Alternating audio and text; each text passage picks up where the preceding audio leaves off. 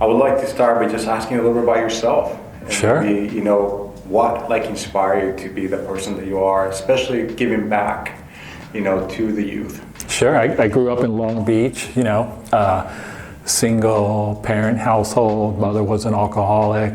Didn't know if she was going to be home this evening or the next evening, and sometimes she would disappear for 3 months at a time. Mm-hmm. Joined the Army right after high school, spent a few years in the Army. Up in Japan for 11 years, had my own agency for a little bit of time, and that was just a little too much going on at that time with some young children. Joined Oakley, where I managed talent acquisition there for about 13 years. My wife and I became empty nesters, and the boys kind of, went out on their own. And we're in a pretty good spot now. We just decided, it was about 4 years ago, we decided, hey, we really need to start giving back. Why focus on what's good for us only? Let's focus on what's good for everybody out there. One of the big things for me is authenticity. So I really want to strive to those children that authenticity is important, and they should really be who they are, and they shouldn't have to sacrifice that for anything.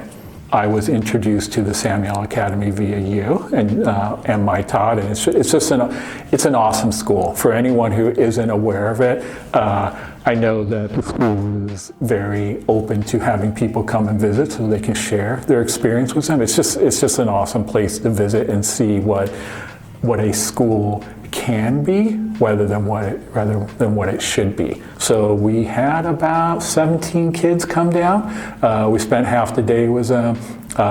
We told them about QSC, about audiovisual, what it is in the industry. We shared a lot of, hey, here's my personal experience, here's what I do at the organization. We had a tour, and it was just a great day, a couple games, and obviously we had pizza, not pizza, but sandwiches. So. What would you tell those young kids, John, what advice would you give them besides authenticity on kind of like the next part of the journey? You don't have to have it figured out today. Don't feel stressed out that you don't know what you're doing tomorrow, because that's okay, that's part of the journey. I'd say most people really don't figure things out until 30, 35 maybe. We're all busy, but I look at it as a future investment.